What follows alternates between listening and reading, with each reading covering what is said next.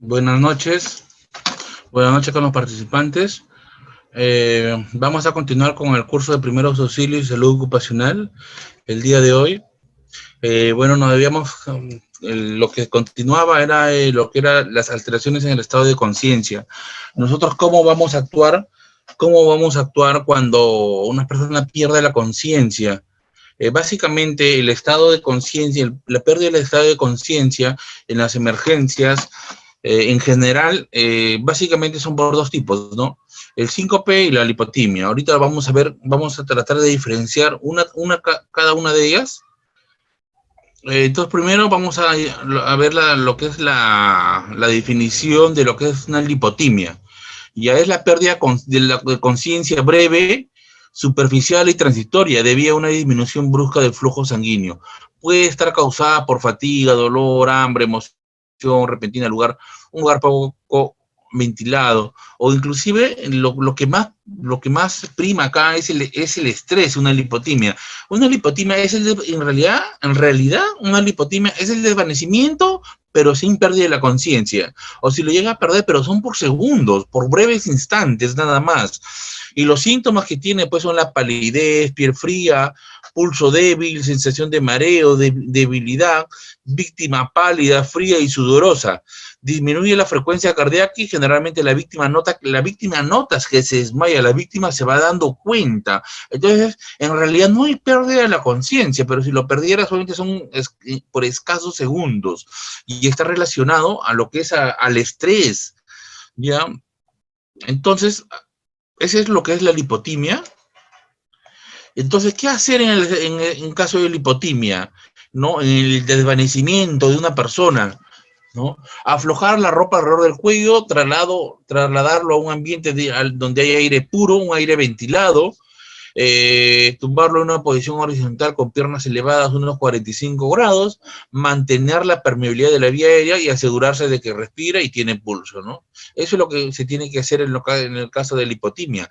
Recuerden cuando ustedes se van a acercar al paciente, al trabajador, a la persona, esta persona ya va a estar ya casi consciente, ya, porque la pérdida de la conciencia son por escasos segundos, ¿no? En realidad es el desvanecimiento, es la caída, esto es lento, es progresivo, la persona se va dando cuenta en realidad, inclusive la caída no es tan brusca, la caída es lenta, de una lipotimia, ¿no? El síncope. La situación de pérdida de la conciencia breve y profunda que se recupera espontáneamente. En cambio, en el síncope es el desvanecimiento, pero sí hay una pérdida de la conciencia. Se presenta de una manera súbita, mientras que la hipotimia es lenta, ¿no? La persona se va dando cuenta, ya que se trata de un paro momentáneo del corazón que origina pérdida total y repentina de la conciencia. Puede estar causada por una enfermedad cardíaca u otros motivos de origen nervioso. ¿Los síntomas cuáles son? La palidez, pero se restablece la circulación en 5 a 20 segundos y entonces la palidez viene sustituida por un enrojecimiento debido a la entrada de sangre oxigenada en los vasos dilatados de la piel. Actuación: mantener la permeabilidad de la vía aérea, asegurarse de que respira y tiene pulso, iniciar la reanimación cardiopulmonar en caso sea necesario. Ya vamos a ver más adelante un breve resumen de RCP. Si se mantiene las constantes vitales, actuar como en caso de una lipotimia. Acá vamos a ver un video muy didáctico. En este video veremos qué es un shock, síncope y lipotimia y su manejo. El síncope es una pérdida de conciencia súbita debido a una disminución del riesgo sanguíneo cerebral. Generalmente reviste gravedad y su origen puede ser cardíaco o cerebral. En este caso, la pérdida de conciencia es súbita y se produce una caída rápida sin previo aviso. Esto requiere que la persona se traslade lo más pronto posible a un centro médico. La lipotimia o desmayo es una pérdida de conciencia pasajera debida a una disminución del flujo sanguíneo cerebral, pero en este caso se produce de manera progresiva, es decir, que la persona lo nota. sintiendo malestar, mareo y finalmente la pérdida del equilibrio. Esto se puede deber a cansancio, calor, estrés, presión o baja de azúcar. Cuando una persona sufre una lipotimia, debemos comprobar que respira posando nuestra mano sobre el tórax del paciente y llamándola con voz fuerte. Profe, ¿se encuentra bien? Profe, ¿está bien? Colocamos al paciente boca arriba y con la cabeza ladeada para evitar que las secreciones pasen a la vía aérea. Elevamos las piernas en un ángulo de 45 grados y siempre procuramos darle calor al paciente. Aflojamos las ropas que puedan comprimir la respiración o disminuir el riego sanguíneo. Procuramos dar buena ventilación en la zona y sobre todo al paciente. Normalmente suele recuperarse en pocos segundos. Es conveniente que antes de incorporarse se mantenga sentada al paciente unos minutos para estabilizarse. Recuerde no dar a oler ni de beber durante la lipotimia nada al paciente. Solicitamos apoyo solo en caso de ser necesario.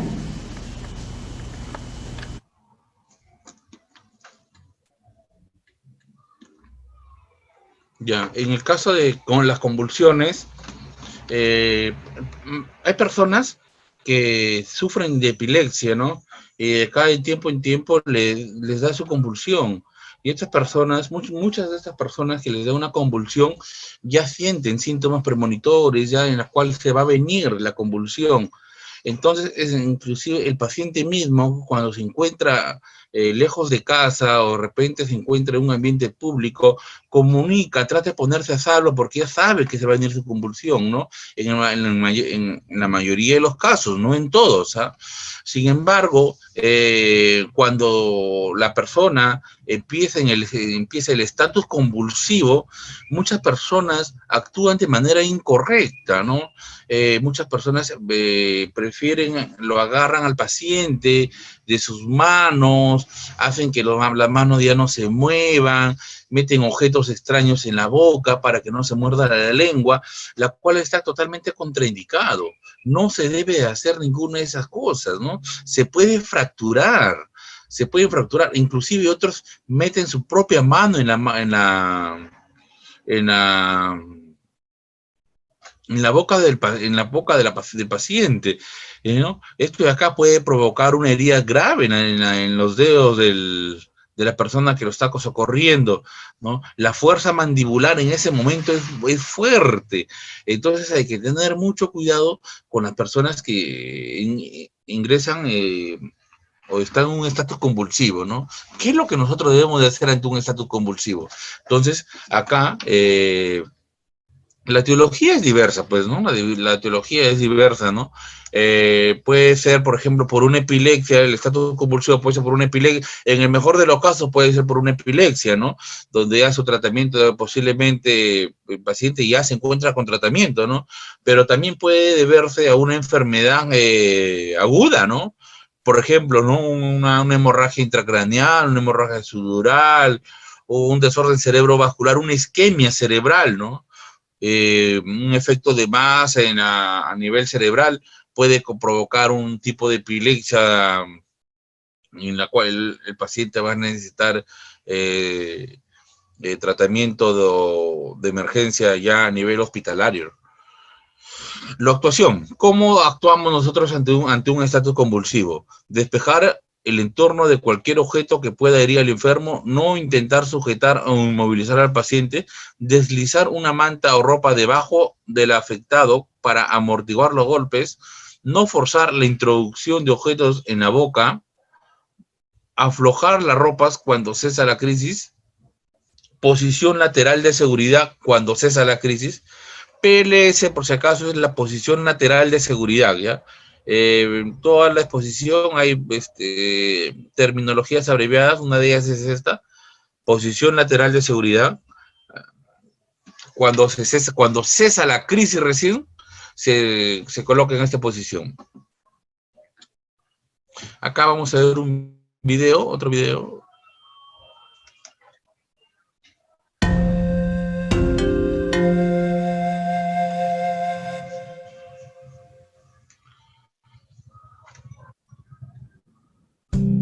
En este video aprenderás cuáles son los gestos que te permitirán ayudar a una persona que sufra convulsiones.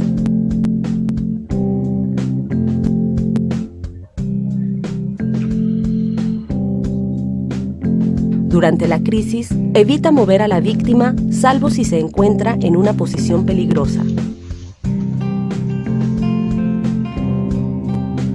Retira los objetos que podrían provocar lesiones. No intentes inmovilizar a la víctima. Utiliza su ropa como amortiguador para protegerla contra eventuales golpes. No introduzcas nada en la boca de la víctima. No hay riesgo de que se trague la lengua. Si tras la crisis la víctima está inconsciente, coloca su cabeza hacia atrás para despejar sus vías respiratorias y controlar su respiración. Ponla de costado en posición lateral de seguridad.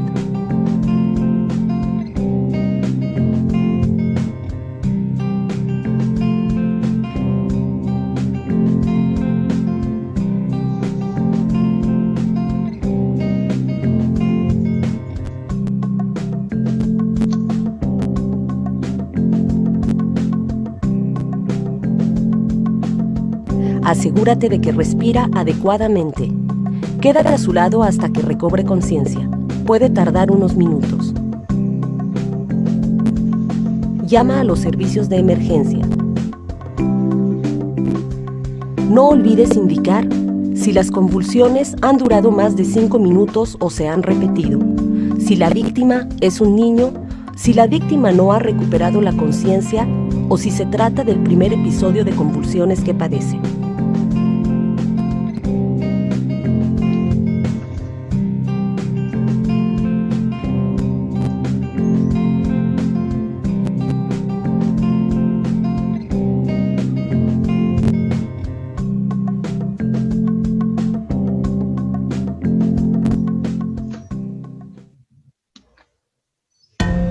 Entonces nosotros hemos visto cómo actuar en los casos cuando hay pérdida de la conciencia, la lipotimia y el síncope, ¿no? Y también en los casos de un estado convulsivo que posiblemente por una epilepsia. Ya son eventos diferentes. El tratamiento definitivo no lo vamos a dar en ese momento, pero sí podemos actuar como socorristas. Si la persona, ya les dije, si la persona es demasiado nerviosa y no puede actuar, lo primero que tendría que hacer en el caso de un estatus convulsivo, es liberar el entorno del paciente, para que la persona no tenga, que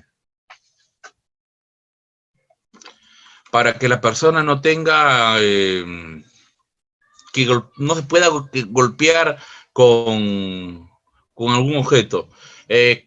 Kelita Arevalo nos dice, ¿cuál es la diferencia de lipotimia y síncope? A ver, alguien que haya captado, por favor, alguien, ¿no? Es muy importante un término con el otro, ¿no? Saber diferenciar entre lipotimia y síncope, ¿no?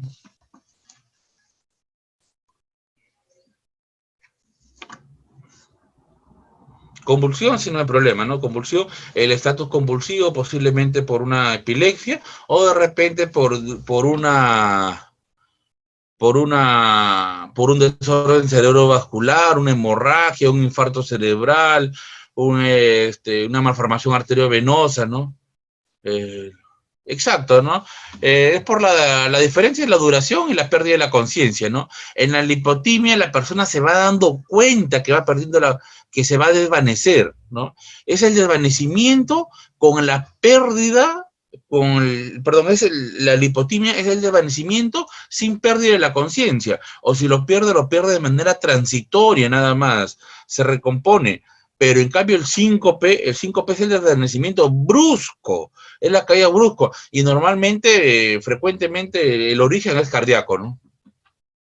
Muy bien, Kelita, y muy bien, Jenny, gracias por su colaboración. Las hemorragias, los diferentes cortes, los diferentes accidentes laborales que nosotros podemos recuerde que el curso es de primeros auxilios, entonces el primer tratamiento que le tenemos que dar al paciente, ¿qué es lo que tenemos que hacer en ese momento? No es el tratamiento definitivo, ya, porque si fuera el tratamiento definitivo, pues el curso tendría que ver hasta suturas de repente, ¿no? Radiografías, posiblemente para descartar algún tipo de fractura, ¿no? Pero no, este curso estamos hablando de los primeros auxilios y qué hacer en el caso de hemorragias, en el caso de cortes, por ejemplo, ¿no? Ya hemos visto ya que tenemos que tener mucho cuidado con los contagios, con el contagio del virus de la hepatitis B, del virus de la hepatitis C, el VIH, y ahora pues con el contagio de qué? Con el coronavirus, ¿no?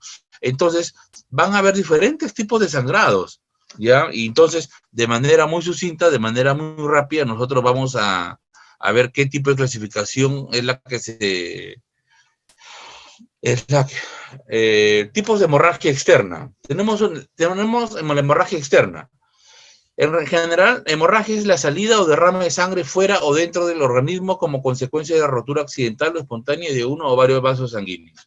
Ya, el arterial, el corte del arterial es un rojo rutilante de la arteria, cuando el origen es arterial, ¿no? Cuando hay un trauma vascular tipo arterial, sale disparado la sangre, ¿no? ¿Por qué? Porque tiene fuerza, la sangre tiene pulso, sale con fuerza, sale la sangre disparada.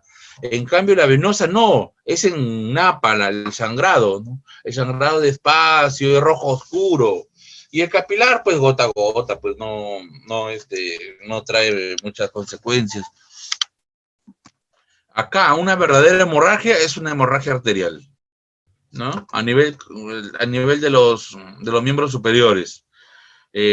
Constantemente en el sector de construcción, cuando utilizan sierras eléctricas, el paciente viene, ¿no? El paciente viene con una hemorragia y son situaciones de segundos en las cuales se tienen que activar, porque si no la persona se conlleva a una hipovolemia. La persona pierde bastante sangre en ese momento si no es auxiliada de manera correcta.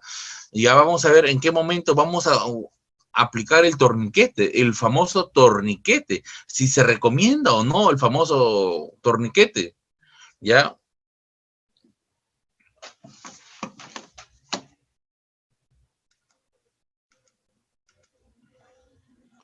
Ya hemos visto, arteriales, venosas y capilares. Arteriales, rojo vivo, ¿no? Tan rutilante el color, ¿no? Venosas, rojo violáceo. Y capilares, salen de pequeños puntitos continuamente. Las hemorragias se clasifican hay tres tipos de clasificación, que pueden ser externas, internas o exteriorizadas. Externas, la sangre sale al exterior a través de una herida. Me corté la cabeza, la sangre sale al exterior. Me corté la mano, la sangre sale al exterior. Las internas, la hemorragia se produce en el interior del organismo, sin salida al exterior. No, la más frecuente son los traumatismos abdominal cerrado, por ejemplo, ¿no? Posiblemente por un trauma, ahí puede ocasionar un trauma hepático, un trauma del vaso. Internas, por ejemplo, las caídas de una hemorragia sudurales a nivel cerebral. Y las hemorragias exteriorizadas se producen en el interior del organismo, pero la sangre sale al exterior a través de un orificio natural del cuerpo, ¿no? Lo más común es la epistaxis. La epistaxis, que es el sangrado por las fosas nasales, y la epistaxis es uno, y la hemoctisis es otro, ¿no? Que es el sangrado por la boca, ¿no? Proveniente de las vías respiratorias, hemoctisis.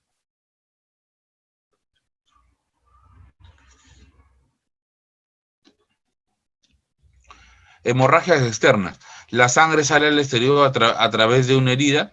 Lo que debemos de hacer ante una hemorragia externa es una compresión directa con un apósito. Tenemos que tener el botiquín de primeros auxilios en todos los trabajos, ponernos los guantes, ya, porque aquí es muy importante ponerse los guantes y ponerle una gasa o un grupo de gasas o un apósito y hacer presión aproximadamente de 10 a 15 minutos. Nunca retirar el primer apósito, la primera gasa, nunca retirarla. ¿Por qué? Porque se está formando un coágulo a ese nivel. y si retiras la primera gasa o el primer apósito, vas a retirar el coágulo también y va a regresar el sangrado. Elevar el miembro afectado si las lesiones lo permiten. Si no cede, compresión arterial a distancia, técnicas que puede resultar dolorosa. Únicamente en casos muy especiales, el torniquete. Entonces, el torniquete no está indicado en última instancia, en último recurso, no en primer recurso. Lo que se realiza ante un sangrado externo es la compresión directa, ¿no? Hacer hemostasia, en realidad se llama eso, ¿no? Control de la hemorragia, presión directa sobre la herida, elevación, presión directa sobre la arteria y en última instancia, ¿qué podemos utilizar? El torniquete, ¿no? Presión directa, compresión directa sobre el punto sangrado que puede ser de durante 10 a 15 minutos y lo importante es no retirar el apósito. Nunca retirar el apósito. El primer apósito, la primera gasa, ahí es donde se está formando el coágulo.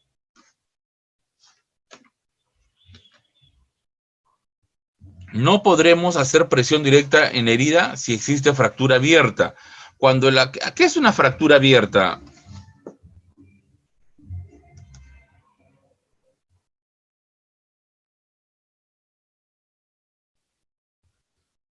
Jenny nos dice, disculpe, me quedé en la pregunta, en caso de síncope, el nuevo protocolo sobre RCP, ¿cuál es? Ya lo vamos a ver solamente los pasos, acá más adelante lo vamos a ver los pasos, ya que ahora antes era el ABC, ¿no? ABC, ahora cambia, ¿no? Es el CAB, ha cambiado, ¿ya? Ha cambiado, y ya lo vamos a ver más adelante, cuándo iniciar un RCP, pero les adelanto, ¿no? Les adelanto que las compresiones torácicas que se deben de realizar son de 100 a 120 compresiones por minuto. En personal médico es recomendable que sí se haga lo que es la respiración, pero en personal que no es médico, personal que no es de salud, una persona que de repente estuvo en el accidente, en el accidente y va a iniciar el RCP, no se recomienda que hagan la respiración boca a boca, ¿no? ¿Por qué? Y más aún en estos tiempos de pandemia, ¿ya? Porque por el alto grado de contaminación, ¿ya? Que puede haber, ya no se recomienda. Inclusive existe un curso de solamente RCP en tiempos de COVID, ¿no? ¿Cómo se tiene que actuar en el RCP en tiempos de COVID, ¿no? Bueno, y ese curso dura toda una mañana, pero lo vamos a mencionar más adelante, ¿ya? Lady nos dice, ¿en qué caso se utiliza el torniquete? El torniquete, Lady, se utiliza luego de que nosotros hemos aplicado hemostasia, ya aplicamos la hemostasia, la compresión directa en la herida donde se produce el sangrado, gasa tras gasa, ¿no? Se coloca una gasa ahí, hacemos hemostasia de 10 a 15 minutos, apretamos. Luego sacamos la mano y ponemos otra gasa encima, luego otra gasa, así. Si a pesar de eso, de los 15 minutos, vemos que todavía continúa el sangrado, porque si el sangrado es abundante en ese momento, y a pesar de la compresión que estamos realizando, ya tendríamos que hacer el torniquete, pues no quedaría otra, hacer un torniquete, ¿no? E inclusive antes del torniquete, ese bloqueo de las arterias, bloquearlo con los dedos. Pero el problema que es bloquearlo, las arterias con la yema de los dedos, en los pacientes les puede provocar dolor. Ya, entonces el torniquete se utiliza en última instancia. Ya, acá les decía, en caso de fracturas expuestas, la fractura puede ser cerrada o abierta, ¿no? O llamadas también fracturas expuestas. Es cuando el hueso, una parte del hueso sale al exterior, ¿no? Sale al exterior, corta la piel, como vemos acá, ¿no? El húmero, por ejemplo, ¿no? Una fractura una fractura, vemos del húmero, una fractura del húmero, con pérdida de piel, ya hay sangrado acá. En este caso no se recomienda realizar una hemostasia, ya no se debe realizar una compresión directa, ya. ¿Por qué? Porque este mismo hueso que está lacerado acá, que está fracturado, provoca una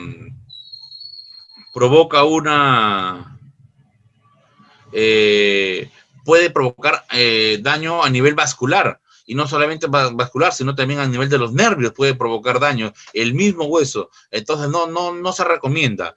Jenny nos dice, ¿y cuál es la mayor duración del torniquete para no causar lesión y en caso de evacuar a largas distancias? En realidad el torniquete, como le digo Jenny, debemos utilizarlo en última instancia, ¿ya? En última instancia debemos utilizar el torniquete.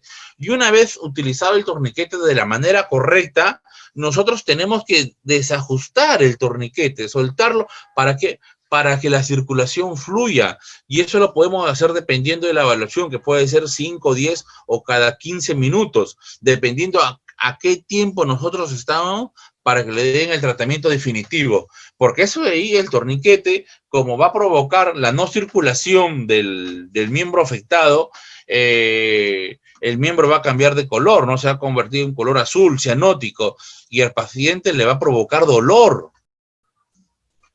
Continuamos, ¿ya?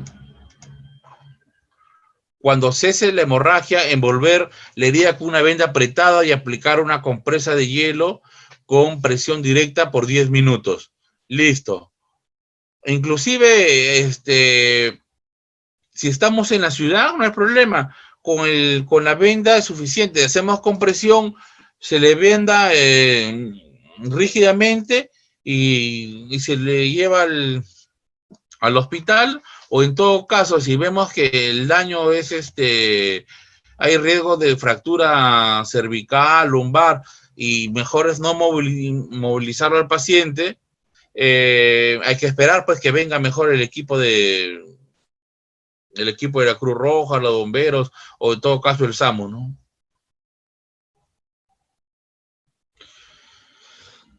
Y en el caso de evacuar a largas distancias, pues hay que controlar el sangrado, pues, Jenny, ¿no?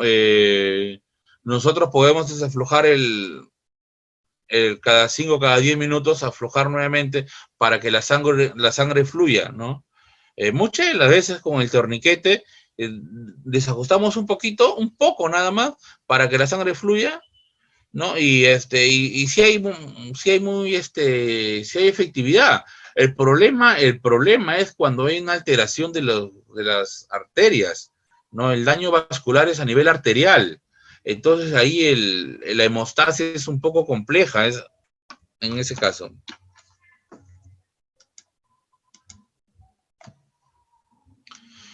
Si la hemorragia se da de una extremidad superior, elevar el miembro afectado si las lesiones lo permiten, ¿no? Compresión arterial aplicable consiste en localizar las arterias principales para detener su circulación, ¿no? Mantiene intacto el retorno venoso. Y estas son las arterias en las cuales nosotros podemos bloquear, ¿no? La arteria subclavia, la arteria carótida, vemos con la yema de los dedos, ¿no? Lo estamos bloqueando. La arteria axilar, la arteria humeral, la arteria femoral y la arteria inguinal. Acá hay que tener mucho cuidado, como les digo, al hacer este tipo de bloqueo, a la persona le va a provocar dolor, porque no va a provocar hipoxemia del miembro afectado, ¿no? Entonces va a haber dolor. Entonces acá tenemos, si el sangrado no se detiene después de 15 minutos de aplicar la presión directa, aplicar presión con fuerza en uno de los siguientes puntos ubicados en la herida, utilizar el torniquete solo como última medida en caso de que la sangre no cese y la situación se ponga en peligro en la vida, ¿no? La paciente va a hacer una hipovolemia, ¿no? Un choque hipovolémico, y el paciente puede ingresar en un paro cardiorrespiratorio, ¿no? Por hipovolemia. Entonces, para salvar la vida de la persona, ahí sí hay que hacerle un torniquete, ¿no?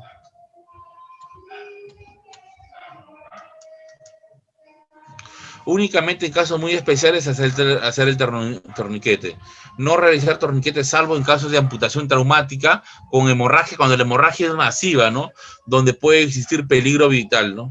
Es importante saber cómo realizarlo bien. Bueno, y acá está, ¿no? Los pasos, cómo realizar un torniquete. Dicho de paso, estos cursos se complementan con un curso taller en la cual definitivamente pues que los cursos talleres deben de ser presenciales, ¿no? Por la pericia, por la práctica para poder obtenerlo, debido a que primero es bueno saber la teoría, ¿no? Empaparnos con la teoría, ¿no? Y ya con la teoría irnos a la práctica, ¿no? Esperemos pues que pronto pase la pandemia, ¿no? Para que algunos cursos puedan hacerse de manera presencial, ¿no? Por ejemplo, el curso de RCP, ¿no? Ese es un curso que es netamente presencial. Ahí te miden los tiempos. ¿Cuántas compresiones estás realizando en 1 minuto? Muchas personas jalan el curso de RCP. Aplicar solo en casos muy especiales tiene importantes contraindicaciones, ya que detiene toda la circulación sanguínea. Aplicar en la base de la extremidad afectada, usar una banda ancha de 7 a 10 centímetros, presión controlada, lo necesario para detener la hemorragia, no más. Anotar la hora exacta, ojo, aflojar sin retirarlo cada 20 minutos, ¿no? Esto de acá depende de la evaluación que hagas, ¿no? Si el paciente tiene mucho dolor a los 5, a los 10 minutos, ya tienes que aflojarlo, porque el paciente tiene mucho dolor.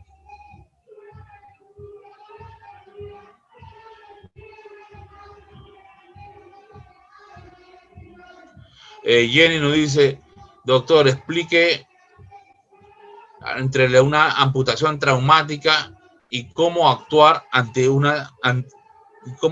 ¿no? Soy de la ciudad que le gusta provocar accidentes. Ya, ante una amputación traumática, el sangrado es masivo. Ya, el sangrado es masivo. Raras ocasiones es que no el sangrado es escaso, ¿ya? Pero en la mayoría de las veces, casi un 100%, el sangrado es masivo, ¿ya? Inclusive en cuestiones de segundos, la persona puede llevar a perder hasta 2 litros de sangre si no se actúa de la manera correcta. ¿Ya? Aquí muchas de las veces en las amputaciones ya dejamos de lado ya lo que es la compresión directa, ¿ya? ¿Por qué? Porque todos los vasos sanguíneos están cercenados, ¿ya? Hay un trauma vascular, tanto arteria y vena. Entonces, en esos casos donde el sangrado es masivo, se justifica el torniquete, ¿ya? Y luego de aproximadamente 20 minutos, evaluando si es que disminuyó el sangrado o no disminuyó el sangrado, se va aflojando el torniquete, ¿no? Esos son los pasos para realizar un torniquete. Supuestamente cuando ya estás realizando el torniquete en estas situaciones de emergencia, porque esta es una situación de emergencia, supuestamente ya dieron aviso a SAM o a los bomberos, ¿no? O en todo caso a la policía, pues.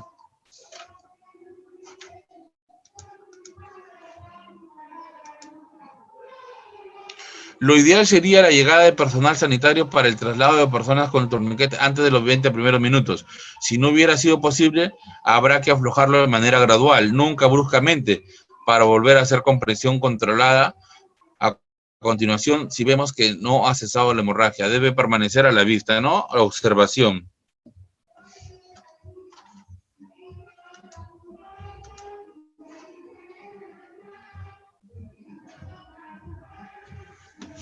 El manejo de la parte amputada.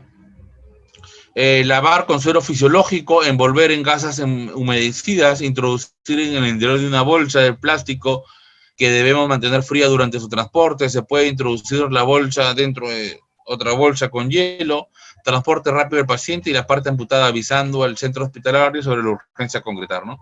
Acá vemos la amputación de un dedo, ¿no? Y el dedo se está llevando al hospital, ¿no? Se está llevando un hielo, ¿no? El suero fisiológico humedecido, con gasas humedecidas, ¿no? ¿Para qué? Para que esto de acá pueda volverse a implantar en la mano y no pueda perderse la circulación, ¿ya?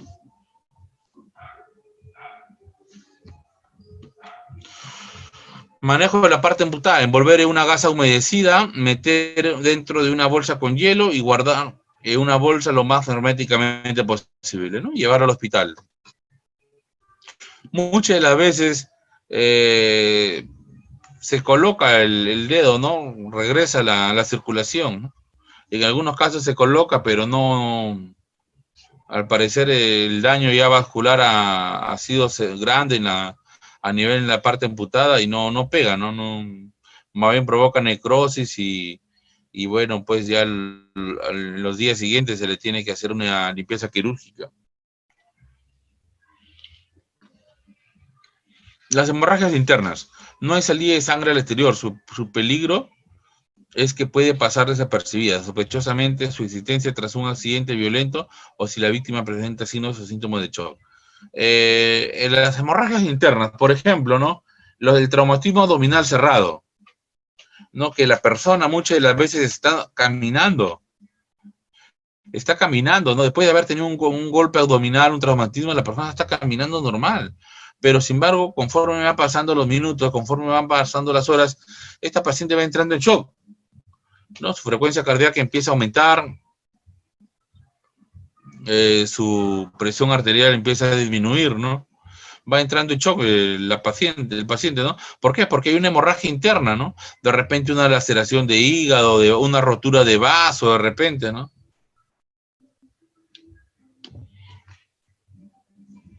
Es un trastorno causado por la falta de disminución del aporte sanguíneo o los tejidos originado por pérdida importante de volumen sanguíneo, choque hipovolémico, detección de la circulación sanguínea, shock cardiogénico y aumento de la capacidad de los vasos, shock anafiláctico.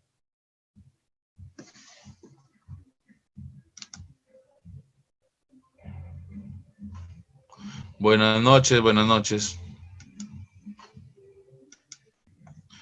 El shock, ¿no? Escalofríos, piel pálida, fría, húmeda y sudorosa, ansiedad y agitación, pulso rápido y débil, respiración rápida y superficial, labios y uñas azuladas, presión arterial muy baja, alteración de la conciencia, mareos, vértigo, confusión, ¿no? Sed, pupilas dilatadas o no reacciona bien.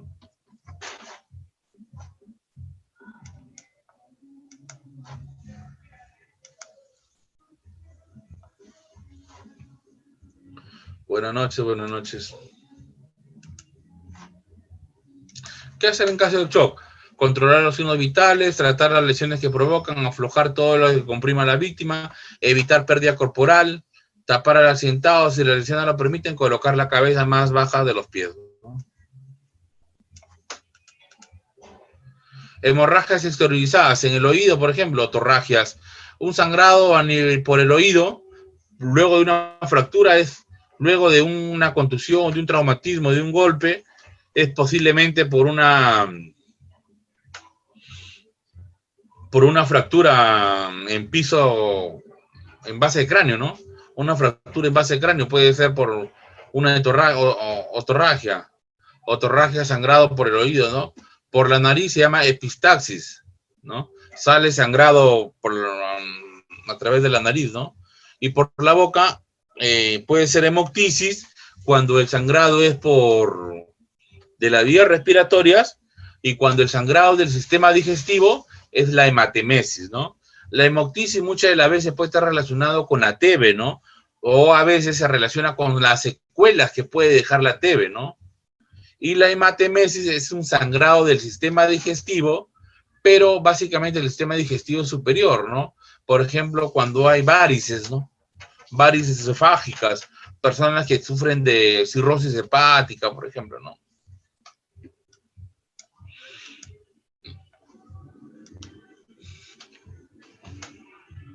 Otorragia, la sangre fluye por el oído.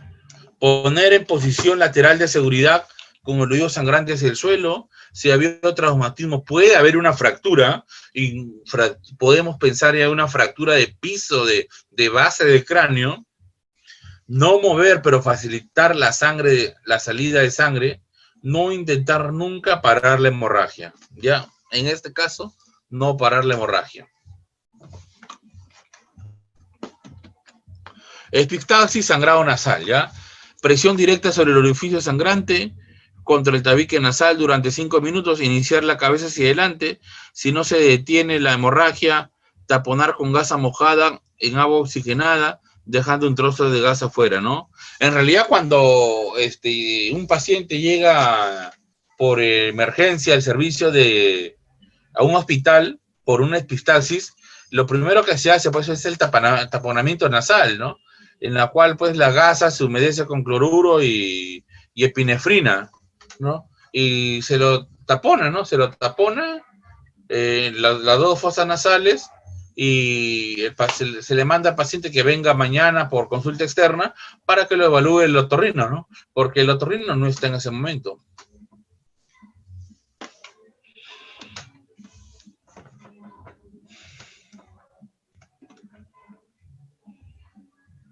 En caso de hemorragia nasal, sentarse, inclinarse levemente hacia adelante, respirar por la boca y taparse las fosas nasales de los dedos, los dedos.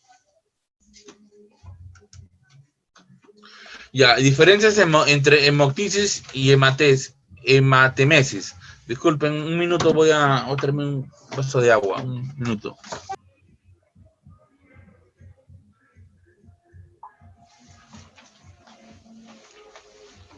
Ya, disculpen.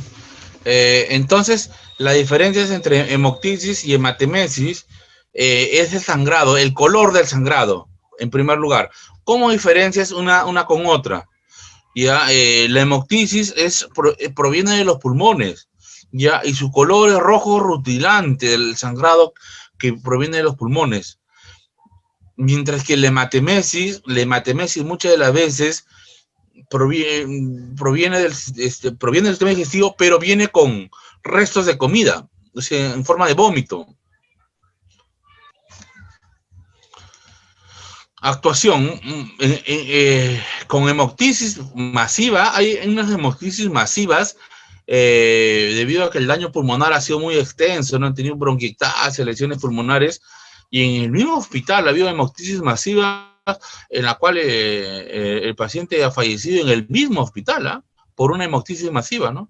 ¿Por qué? Se ahoga el paciente, ¿no? ¿En cuál tipo de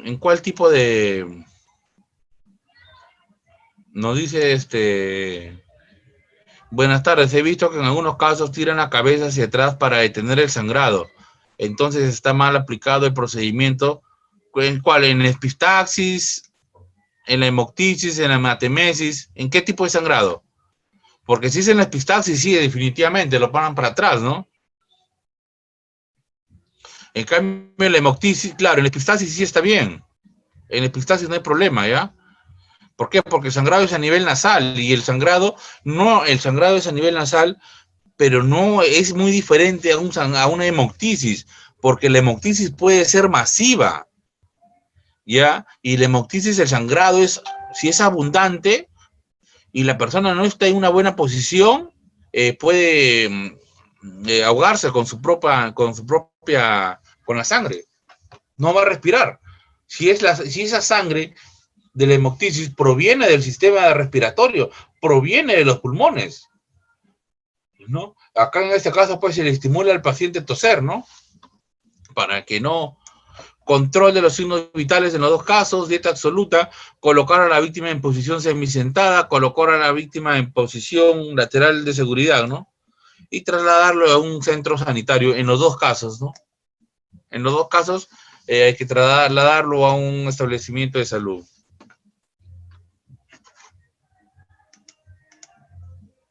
Traumatismos de las partes blandas, contusiones de heridas. Esto es frecuente, ¿no? Los golpes, las heridas. ¿Qué hacemos? Puede ser las lesiones por impacto sobre las partes blandas o tejido muscular que no producen pérdida de la continuidad de la piel. Primer grado, dolor, inflamación. Segundo grado, dolor, inflamación y hay un hematoma. Tercer grado, dolor, inflamación y endurecimiento de la extremidad afectada, impotencia funcional. No puedes mover el miembro afectado. Entonces, ¿cómo actúas acá? Compresión directa y vendaje compresivo, ¿no? Ojo, no estamos ante una hemorragia. Frío, ¿no? Lo primero que se debe aplicar es hielo. Aplicarlo a intervalos de 20 minutos para reducir la inflamación y la equimosis. Elevación de la zona afectada y la férula, ¿no? Y posteriormente reposo. Entre las contusiones que pueden haber, golpes, ¿no? Ante todo golpe, toda contusión, en un inicio, lo que se recomienda en los primeros días es el hielo, ¿no? Y posterior al tercer día, a partir del cuarto día, ya se recomienda calor, ¿no? Las heridas pueden ser leves y las heridas graves. La herida leve solamente afecta a la epidermis y se ha producido hace menos de 6 horas, ¿no? Son heridas leves. En cambio, las heridas graves son heridas que pasan a 6 horas. ¿Por qué? Hay que tener mucho cuidado. ¿Por qué? Porque pasadas las 6 horas esas heridas ya no se pueden suturar. Es una herida contaminada. Entonces, cuando estamos ante una herida contaminada y ya no se sutura. Y lo mismo sucede cuando es una mordedura de perro, ¿no? Y van al hospital, ¿no? Y si la herida es extensa, grande, por mordedura de perro, lo que se realiza es afrontarla nada más con 1 o 2 puntos, nada más. ¿Por qué? Porque es una herida contaminada. Si se sutura totalmente la herida, adentro hay bacterias, ya hay bacterias, ya. Y por más que hagas un lavado a chorro, todo lo que utilices, van a quedar bacterias y se va a formar pues una sustancia purulenta, ¿no? A los 5, al 6º día, ¿no? Afecta las capas profundas de la piel en el caso de herida grave, puede presentar hemorragia, es muy extensa y está contaminada, sucia la herida, ¿no? Puede tener cuerpos extraños enclavados. Cuando el personal que manipula vidrios, ¿no? Es frecuente que el personal que manipula vidrios acuda a un establecimiento de salud porque el vidrio se le rompió en la mano de repente, ¿no? Entonces se le realiza un lavado minucioso en la compresión, ¿no? En esa zona, compresión, su vendaje al hospital. Ahora, a veces, siendo hospital, muchas de las veces se les pasa de la mano, se les pasa. ¿Por qué? Porque se le realiza la sutura, pero no se han percatado de que hay vidrio a nivel del músculo, ¿no? Incrustado adentro, ha quedado. Y la persona a los 3, 4 días pues empieza a presentar dolor a nivel de la herida, ¿no? Apenas lo tocas presenta dolor, y no solamente dolor, sino también empieza a haber una infección de la herida.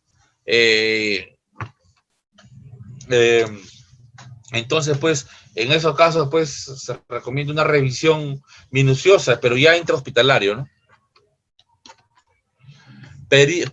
Heridas en partes blandas, incisas, contusas y cortantes, ¿no? Que puede ser diferentes clases de heridas según su clasificación.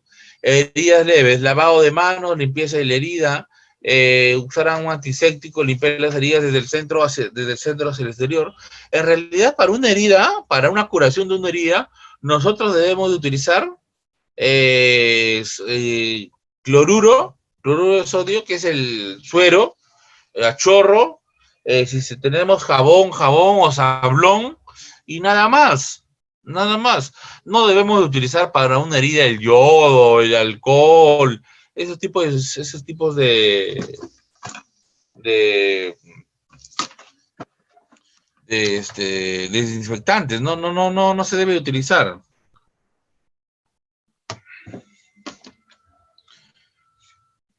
Ahí están afrontando la herida con tiras, Steri-Strix, se llaman acá en el Perú, ¿no?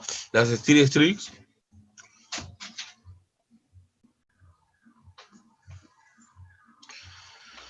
Es preciso saber que el agua oxigenada es un buen hemostásico, detiene las hemorragias. Inclusive hasta agua oxigenada se podría utilizar. Hasta agua oxigenada, más no. Y justamente acá está, ¿no? Lo que no se debe utilizar, ¿no? El alcohol, el mertiolate, ¿no? El algodón, no utilizar de ninguna manera, ¿ya? Y posterior a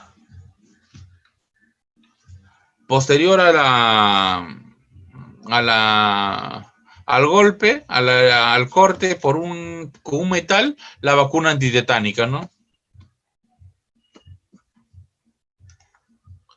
En heridas graves ya hay que evacuar, pues, ¿no? Hay que evacuar ya, hay que realizar, pues, de repente un taponamiento, de repente hay que utilizar gasas, más gasas, ¿no? De repente es una hemorragia, hay que utilizar gasas, comunicar a SAMU, ¿no? Traumatismos óseos, ¿no? Las fracturas a nivel articular, a nivel óseo.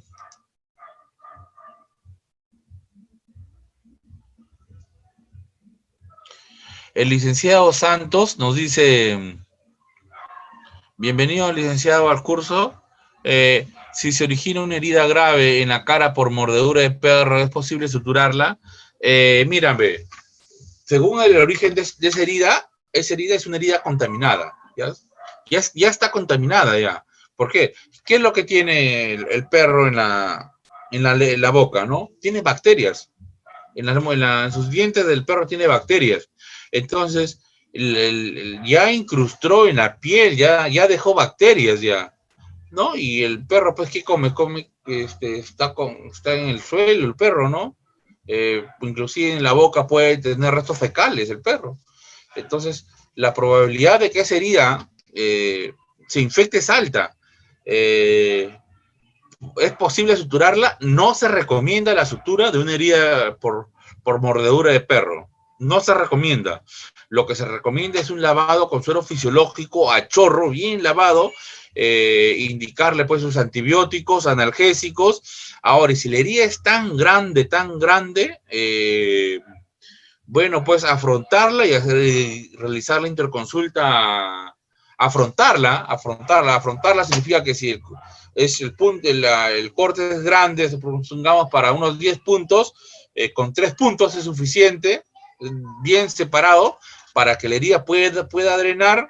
Y bueno, si es en la cara, puedes hacer una interconsulta de cirugía plástica, ¿no? Para un manejo, ¿no? Así es, el licenciado Santos. Así se maneja una herida por mordedura de perro, ¿no? La literatura internacional, la literatura universal dice de que no, una herida por mordedura de perro no se debería suturar. Inclusive hasta una mordedura humana tampoco se debería suturar. Ahora, ¿qué hacemos en el caso de fracturas, en el caso de esguinces, luxaciones? En todas las contusiones, siempre hay que tener ahí el hielo, ¿no? El frío en un instante, ¿no? Para disminuir la equimosis, la inflamación, el edema.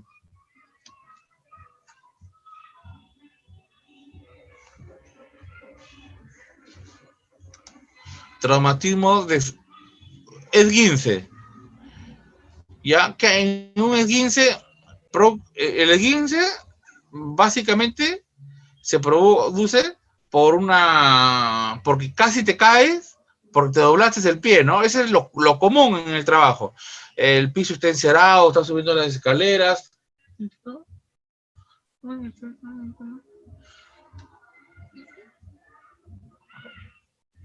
Entonces, pues, se provoca una rotación interna del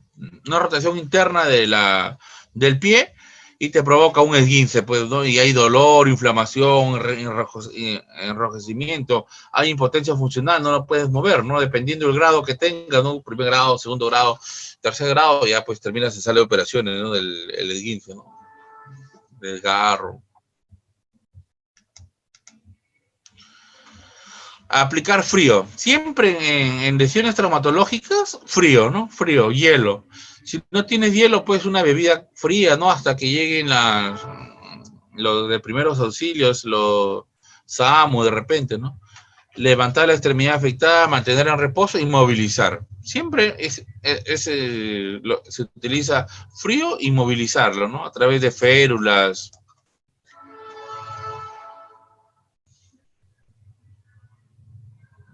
Exacto, ¿no? A veces el licenciado Santos nos dice, tuve la experiencia de que una señora, un perro le desfiguró la cara y el cirujano plástico lo realizó una plastía. Sí, efectivamente, pues, ¿no? Yo manejo por la especialidad, por cirugía plástica, ya. Muy bien, licenciado Santos, muchas gracias por tu participación.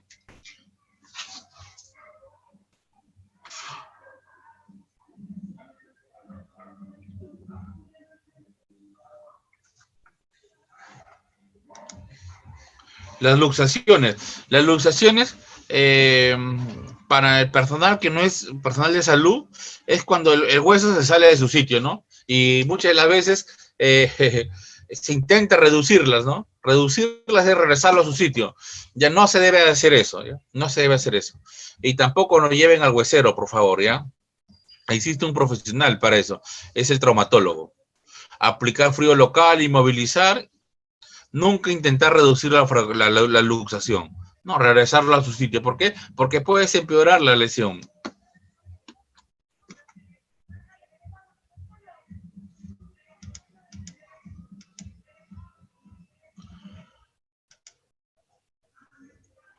Traumatismo de extremidades con fractura. Ve una fractura, en este caso del húmero, ¿no?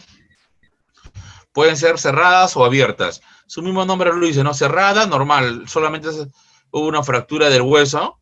Abiertas, ¿por qué? Porque la fractura sale al exterior y provoca daño vascular, daño de nervios. Hay diferentes tipos de fracturas, ya que ya es manejo de la especialidad, ¿no? Dependiendo de qué tipo de fractura puede haber, ¿no? La fractura del puente nasal, ¿no? Nivel nasal, de los huesos propios de la nariz, por ejemplo. Fractura de extremidades inferiores, ¿no? Estas fracturas de extremidades inferiores ya van a necesitar placas, ¿no? Tornillos, en otras palabras, ¿no? Van a terminar en sala de operaciones estos pacientes. Tú te das cuenta porque el dolor aumenta, no el movimiento, ¿no? Te das cuenta que es una fractura porque el paciente está en reposo, no le duele, pero apenas se mueve el dolor es insoportable. Tenemos la amputación, las fracturas por amputación, con amputación, no mover la extremidad, bueno, siempre el frío, el hielo, inmovilización de la articulación, cubrir cuando las fracturas son expuestas, cubrir con bastante gasas la zona afectada, observar el color de los dedos de las manos y de los pies, ¿no? Para ver si hay pulso, de repente hay una lesión vascular. Cabestrillo, en el caso de, por ejemplo, en miembros superiores, ahí está utilizando hielo, por ejemplo. El uso del cabestrillo, la manera cómo se debe utilizar, cómo se debe realizar un cabestrillo, ¿no? Traumatismo de extremidades e inmovilizaciones. ¿Cómo podemos inmovilizar? En realidad, pues este curso, una vez que ustedes ya obtengan lo que es la teoría, en los próximos meses posiblemente pues se abra el curso del curso del taller, ¿no? Y ahí es donde se va a hacer la práctica, ¿no? Se hace con los mismos compañeros, ¿no? Entre los compañeros si se realizan las inmovilizaciones para un correcto traslado del paciente. Diferentes tipos de inmovilizaciones, ¿no? Tanto en miembro superior, en miembro inferior. Inmovilizaciones. Entonces, en este caso, lo que es traumatología, en cuanto a los esguinces y luxación, el esguince, el dolor es en el punto de la lesión, inflamación en la zona y hay impotencia funcional. Frío, ¿no? Frío, inmovilización y levantar la extremidad afectada. Nunca se olviden el hielo, por favor, en las contusiones, golpes, fracturas. Y la luxación, el dolor es intenso, inflamación de la articulación, deformación, ¿no? Básicamente una luxación hay una deformación. Y en la actuación es casi similar, ¿no? Aplicar frío, inmovilizar. Entre una fractura cerrada y una fractura abierta. Dolor intenso, en los dos hay dolor intenso. Inflamación y deformidad, en los dos hay inflamación y deformidad. Impotencia funcional en la fractura cerrada. En la fractura abierta, pero pues aparte de la impotencia funcional, existe lo que es una hemorragia, posiblemente hay una hemorragia, ¿no?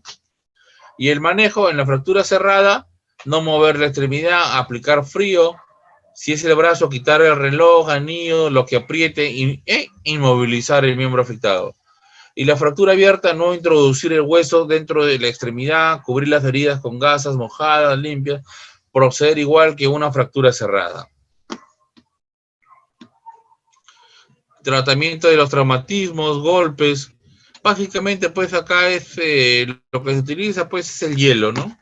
Del hielo, inmovilizar, no utilizar pomadas, cremas en un inicio. Las pomadas, las cremas de repente se podrían utilizar y el calor ya es a partir del cuarto día, básicamente.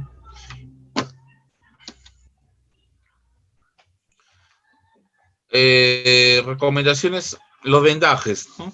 También los vendajes se realizan en el curso taller, pero para que ustedes tengan, hay diferentes tipos de vendaje, hay diferentes tipos de técnicas, ¿no? Pues puede ser miembro superior, miembro inferior, en el tórax.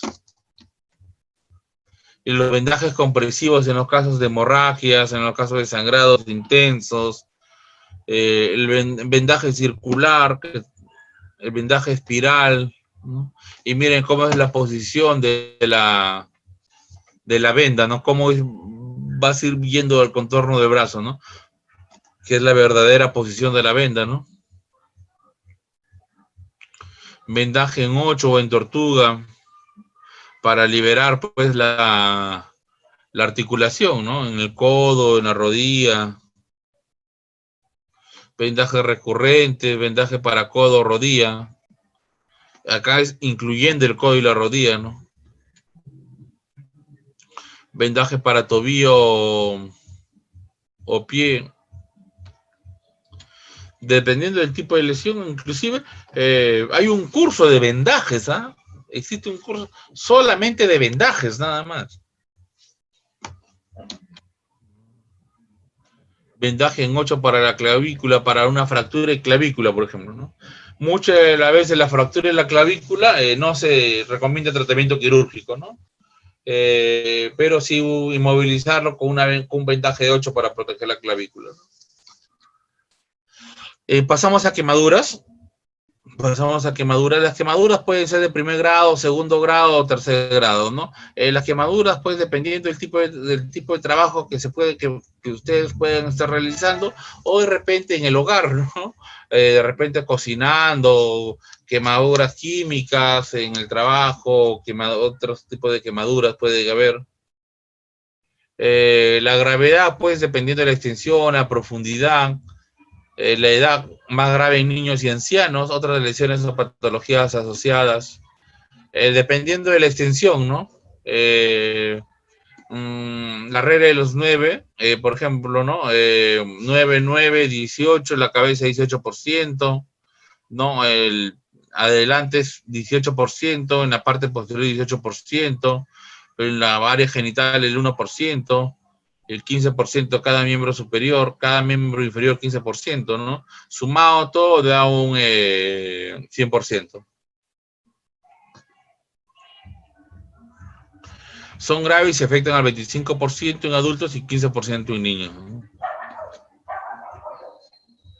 Según una profundidad, que puede ser primer grado, segundo grado y tercer grado, ¿no? El primer grado, la epidermis, ¿no? El primer grado en realidad es una quemadura rojo, nomás está rojo, pero arde, quema, duele, ¿no?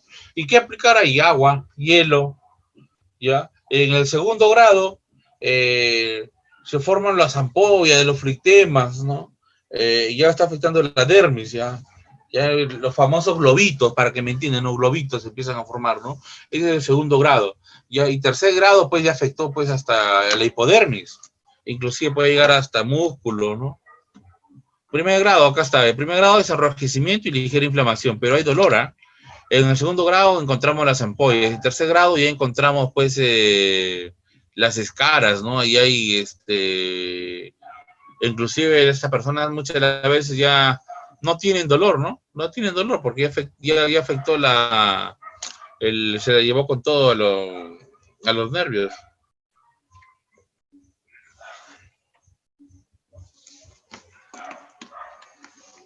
quemadura de primer grado, segundo grado y quemadura de tercer grado. Se puede provocar por calor o frío. Las químicas, fracturas químicas, quemaduras químicas producidas por productos químicos, ácidos, sustancias alcalinas, quemaduras eléctricas por inhalación. Jenny, en el caso de fracturas de segundo grado, cuando se forman las ampollas, lo que debemos realizar es aplicar, en primer lugar, cloruro, ¿ya? Suero, bastante suero, ¿ya? Posteriormente, si es que se tuviera unas gasas parafinadas, que son gasas especiales, se le aplica la gasa, se le administra, ¿no? Pero aquí hay que tener mucho cuidado, ¿ya? Hay que tener mucho cuidado. ¿Por qué? Porque si le hacemos mal, podemos contaminar la piel y posteriormente eso se puede infectar, ¿ya? Se recomienda, pues, si es que tuvieran gasas parafinadas, se cubre con gasa parafinada. Y luego, luego encima de la gasa parafinada, se coloca más gasa y posteriormente se le venda, ¿no? Ahora, a veces se tiene un sulfadiacina de plata que son para las quemaduras, ¿ya? Pero estas sulfadiacina de plata se recomienda que vengan combinadas con lidocaína. Ahora, ¿por qué se conviene que vengan combinadas con lidocaína? Porque para aliviar el dolor en ese momento al paciente, porque el dolor es intenso, el dolor es fuerte. Entonces, una vez que se realiza se le aplica bastante suero, ¿no? Cloruro de sodio, se le aplica, le puedes aplicar la crema y luego la gasa parafinada, luego las gasas, los vendajes y el hospital, ¿no? ¿Por qué? Porque esas ampollas, esos flampollas, flictemas que aparecen en la piel, esas se tienen que debridar. En el hospital ya hay que sacarlas, todas esas ampollas, ya. La piel tiene que quedar lisa, tiene que quedar. Y la piel queda rojita, queda la piel rojita, ¿no? Y es ahí donde se realiza una verdadera curación, ¿no? Con la sulfadiacina de plata se utiliza. Por radiaciones. Aplicar agua en abundante cantidad, de 15 a 20 minutos, cubrir la lesión con apósito estéril sin comprimir. Si tienen gasa parafinada, utilizan gasa parafinada, o si no, un apósito, una gasa. No aplicar tratamientos tópicos, pomadas, aceites, ungüentos, a menos de que pueda ser de repente, esté lejos de un establecimiento de salud y tengan que aplicar para el dolor, pueden utilizar la sulfadiacina de plata, ¿no? Si no, no. No dar de beber ni comer al accidentado, no reventar las ampollas, no utilizar algodón ni esparadrapo. No reventar las ampollas, ¿por qué? Porque este tratamiento ya es en el hospital, en el servicio de emergencia, lo va a tener que hacer el médico, ¿no? Se va a tener que sacar todas esas ampollas.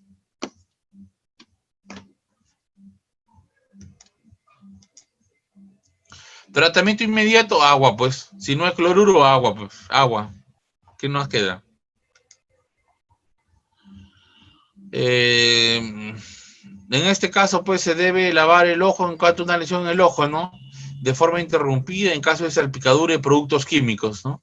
Ante una salpicadura de productos químicos, agua o cloruro. Se recomienda cloruro, ¿no? Pero si no tienen cloruro, agua, pues, ¿no? Los accidentes oculares es frecuente que lleguen por ejemplo, ¿no? Un accidente casero en la casa, ¿no? Muchas de las veces, por ejemplo, las personas tienen sus gotas para los ojos, ¿ya? Pero por A o B motivos confundieron esas gotas de repente con gotas para la micosis, ¿no? Que es el clotrimazol que viene en solución, ¿no? Y lo utilizan esas gotas que es para la micosis, lo utilizan para el ojo, ¿no? Entonces, ante ese daño ocular que pueda ocasionar, si es que no actúan rápidamente, es aplicar bastante agua. Bastante agua tenemos que aplicar, el lavado de ojo, ¿no?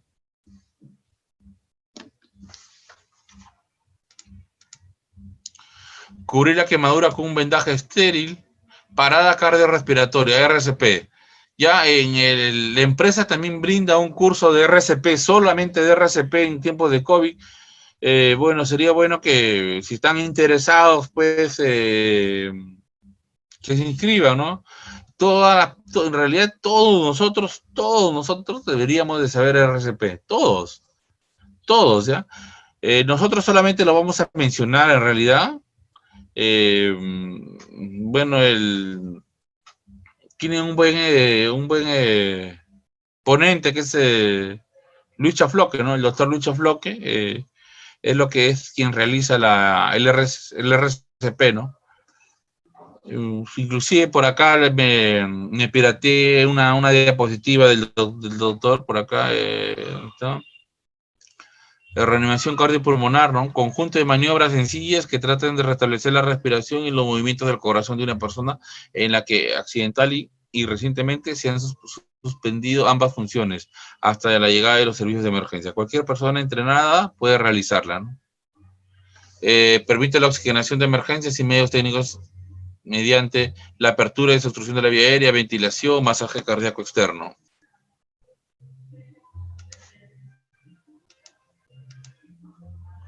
Ya esto es lo que yo les decía, ¿no? Esta imagen nos saca de la diapositiva del doctor, ¿no? Las secuencias, ¿no? Que es C, A y B, ¿no? C, A, B, ¿no? Que es circulación, ¿no? Antes era el ABC, ¿no? En el RCP, ¿no? Pero ahora es la circulación, ¿no? La circulación es básicamente lo primero, ¿no? Acá está el doctor Luis Chafloque. Él es el encargado de hacer el curso taller de RCP. En las compresiones son 30 compresiones y 2 ventilaciones. Este es un ciclo, ¿no? Este es un ciclo. Y tenemos que hacer 5 ciclos en 2 minutos. 30 compresiones y 2 ventilaciones, ¿ya? Al personal de salud se recomienda que realice las 2 ventilaciones, ¿no? Que es la respiración boca a boca, ¿ya? Pero la persona que no es personal de salud no se recomienda. Y más aún, en tiempos de COVID, peor, no se recomienda ni en personal de salud. ¿Por qué? Porque esta persona puede tener COVID, y va a liberar aerosoles y te vas a contagiar. Las compresiones son de 100 a 120 compresiones por minuto. Cuando uno realiza este curso, cuando uno lleva este curso, uno tiene que haber leído toda la teoría. Solamente vas a la práctica nada más. Y te tienen toda la mañana haciendo compresiones. ¿Ya? Y las compresiones que se realizan son con cronómetro, ¿ah? Con cronómetro. De 100 a 120 compresiones por minuto tienes que llegar. Bueno, aquí este es un video del doctor. Entonces lo vamos a ver, el video, cómo él actúa en casos de parada cardiorrespiratoria. Hola, ¿qué tal, chicos? ¿Cómo están? Muy buenas noches, les saluda Luis Chafloque. Bueno, en esta oportunidad les voy a enseñar la técnica de RCP, reanimación cardiopulmonar básica en tiempos de COVID, en tiempos de coronavirus, ¿sí? La primera recomendación que les voy a dar es, pues, mantener un estado emocional estable, un estado emocional tranquilo como personal de salud, ¿ya? Lo que vamos a hacer hoy día se llama RCP en personal de salud. ¿Está bien? No para personal EVO, sino para personal de salud, sean médicos, enfermeros, técnicos, obstetras, etc. ¿Está bien? Muy bien. Lo primero que tenemos que tener en cuenta es la zona segura, ¿ya? Vamos a poner el siguiente caso. Tenemos una víctima en una casa que sufre un paro cardiorrespiratorio. Lo llaman ustedes para ayudar. ¿Van a ayudar? Por supuesto que sí, ¿no? Somos personal de salud. Muy bien. Nos acercamos a la casa y lo primero que vemos es la zona segura. La zona tiene que ser segura para ti y para la víctima. La zona segura también incluye el equipo de protección personal, guantes, y si no tienes guantes, en su defecto, pues unas bolsas de plástico, una mascarilla. De esta manera nos colocamos, ¿sí? Y unos lentes de protección personal. ¿Está bien? Esto incluye la zona segura, ¿ya? Luego te vas a acercar a la víctima, ¿sí? De esta manera. Señor, ¿está bien? Señor, ¿está bien? 2 veces. Si la víctima no responde, entonces, ¿sí? Activamos el sistema de emergencia. Usted llame al 106 en IMI Perú. Diga que hay una persona que no responde y que traigan un DEA. Nada más, ¿sí? Como eres personal de salud, estás en la obligación de evaluar pulso y respiración. De esta manera, vas a evaluar dedo índice, dedo medio, a la altura de la arteria carótida externa, ¿sí? Aquí en el cuello. Y vas a ver 1001, 1002, 1003, 1004, 1005, 1006, 1007, 1008, 1009, 1010. La víctima no tiene pulso y no respira. Diagnóstico, paro cardiorrespiratorio. ¿Qué le vas a hacer? RCP. Vas a colocarte entre tetilla y tetilla, entre mamila y mamila, entre pezón y pezón, punto medio, en el centro, aquí. Colocas el talón de tu mano dominante, la otra mano encima. Entrelaza los dedos de arriba con los dedos de abajo. Apoyas el peso de tu cuerpo, ¿sí? En el centro del tórax. Ángulo de 90 grados, así, ¿sí? Y vas a comprimir 200 veces.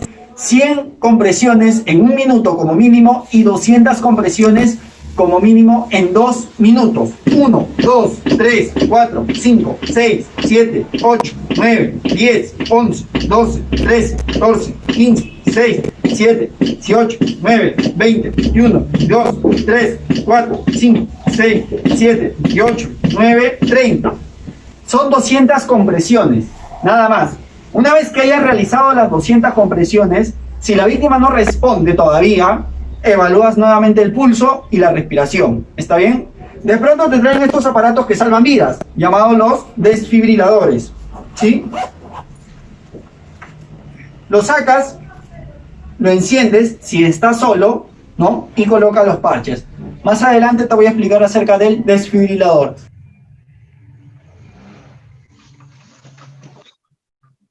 Muy bien, chicos, espero hayan entendido y me ayuden a seguir salvando vidas compartiendo este tipo de videos desde mi canal de YouTube. Muchísimas gracias. Buenas noches. Hola, ¿qué tal, chicos? ¿Cómo están? Muy buenas noches. Les saluda Luis Chafloque. Bueno, en esta oportunidad les voy a enseñar la técnica de RCP, reanimación cardiopulmonar básica en tiempos de COVID, en tiempos de coronavirus. Ya, entonces, pues, en conclusión, pues, ese es lo que es el RCP, ¿ah? Yo les recomiendo que lleven un curso de RCP.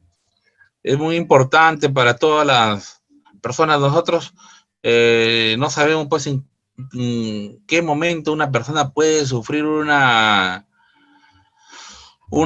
paro cardiorrespiratorio. Como les dije la clase pasada, en Estados Unidos, el uso del desfibrilador, muchas personas se capacitan en el uso del desfibrilador.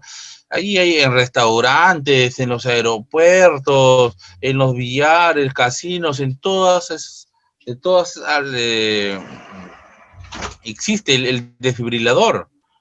Es como si, como dije, en otros países, en Europa, por ejemplo, existe un dispositivo, pues, que se pone en la boca que hace presión negativa para la aspiración de cuerpos extraños en la vía respiratoria, ¿no? Y por último llegamos al botiquín. Ya, bueno, el botiquín es un recurso básico para las personas que atienden en primer momento a una víctima de una enfermedad, de un accidente, ¿no?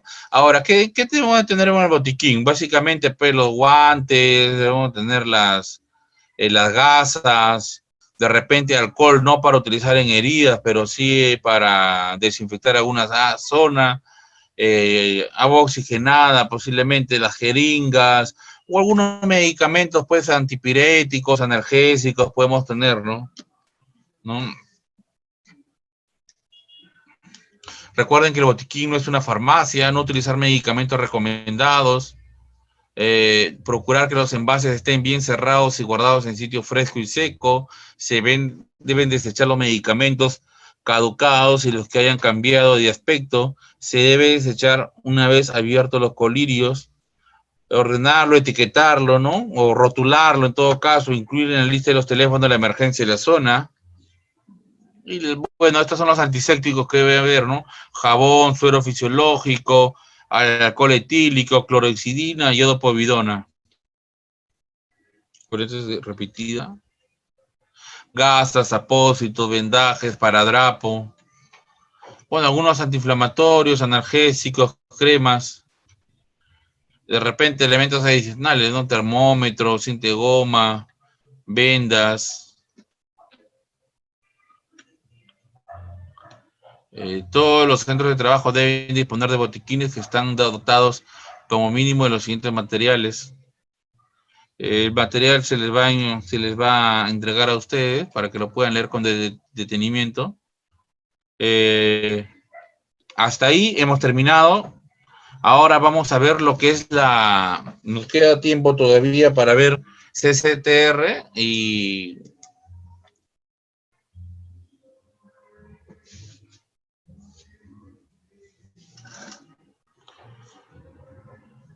vamos a ver lo que es el CCTR, pero esta diapositiva no es, ya. Vamos a cambiar de diapositiva, vamos a cambiar a nueva función.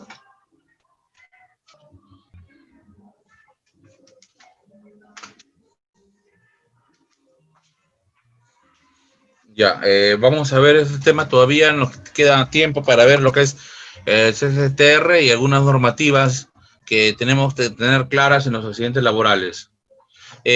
Kelita Arevalo nos dice, como enfermeros ocupacionales, doctor, ¿podemos realizar suturas? En realidad, pues, la respuesta es no, ¿ya? Porque esos tipos de procedimientos se deben de realizar en un establecimiento de salud, ¿ya? Y además, pues, en una empresa, por más grande que sea, tendrán de repente el área de tópico, ¿no? Ahora, dependiendo de la lejanía, de repente, ¿no? De la lejanía de la ciudad, de repente en áreas mineras, por ejemplo, donde se tiene un tópico bien completo, donde ya hay médico ocupacional y hay muchas funciones que sí asumen el personal no médico como licenciada. En esos casos sí lo realizan, ¿no? Sí lo realizan, ¿ya? Pero hay que tener mucho cuidado porque si es que suturas mal, te van a denunciar, ¿ya? Y eso es, pues, va a entrar a la parte penal, en realidad, ¿no? Entonces hay que tener mucho cuidado. La normativa indica que no se debe realizar la sutura, es un procedimiento, ¿no? Que se debe realizar a nivel de un establecimiento de salud. Como mínimo, un establecimiento de salud de primer nivel de atención.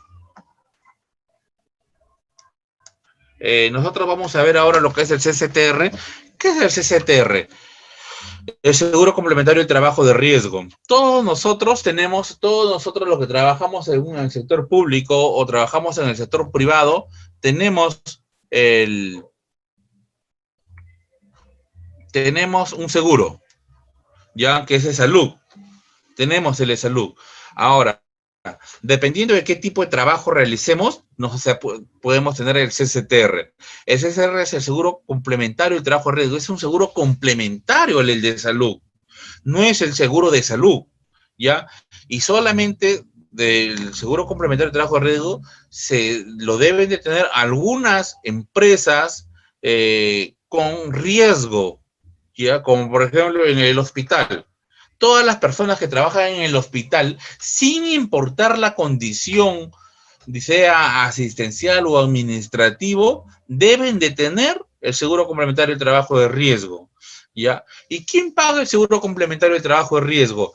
El seguro complementario de trabajo de riesgo lo paga la empresa, lo paga el empleador, en todos los casos, excepto para el personal tercero. Ahora estamos de moda, pues durante todos estos años está de moda pues lo que es el personal tercero, ¿no? Que es el locador. El locador de servicio tiene que llegar a un acuerdo. ¿Quién lo va a pagar? Si es el empleador o la persona natural lo tiene que pagar. Muchas de las veces se ha visto acá que el que nos viene pagando es la persona natural, ¿no? Ahora, todas las personas, exclusivamente todas las personas que laboran en un establecimiento de salud, pongamos el ejemplo, ¿no? En un establecimiento de salud, deben de tener su CCTR. Todas, el 100%. Ya, así sea, por ejemplo, una empresa terciarizada. Por ejemplo, el servicio de limpieza. El servicio de limpieza, el servicio de vigilancia, en los hospitales, en los establecimientos de salud, están terciarizados. Pero tienen que tener su seguro complementario de trabajo de riesgo, ¿ya? ¿Y quién hace el monitoreo? ¿Quién hace la vigilancia? Es el mismo hospital. Porque si Porque si este personal, esta persona, sufriera un accidente en el trabajo y esta persona no tuviera el seguro complementario de trabajo de riesgo, se le va a dar dependiendo cómo quede, ¿no? Si la invalidez es permanente, temporal, ¿no? O definitivo, de repente la defunción, ¿no? De la persona dependiendo del accidente que hayan tenido, la ONP, pues, le va a dar la pensión de repente a la viuda, a los hijos que quedan, ¿no? O de repente se quedan con una invalidez temporal o permanente, le va a dar, pero lo va a cobrar en su totalidad a la empresa, en este caso al hospital. ¿Por qué? Porque no hizo el monitoreo, no hizo la supervisión de que ese trabajador tenga su seguro complementario de trabajo de riesgo. Ahora, el seguro complementario de trabajo de riesgo solamente se activa cuando el trabajo es a nivel intrahospitalario, a nivel dentro del sector laboral, dentro de tu trabajo. Pero en algunos casos, cuando a través de un documento estás realizando un trabajo debido a que tu jefe superior te envió de repente a hacer un trabajo comunitario o te vas a una reunión, por ejemplo, ¿no? Y el accidente ocurre fuera del centro de trabajo, también se puede activar el seguro complementario del trabajo de riesgo, pero siempre y cuando tengas el documento que avale, el permiso, ¿no? De que estás haciendo un trabajo fuera del establecimiento, de tu establecimiento de labores. Ahora, la cosa cambia cuando, por ejemplo, hay muchas empresas que tienen movilidad.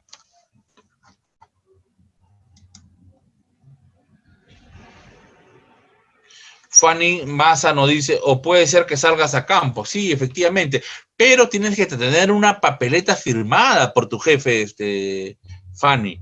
Ya con ese documento se puede activar el seguro complementario, el trabajo de riesgo. La cosa cambia cuando, por ejemplo, algunas empresas tienen lo que es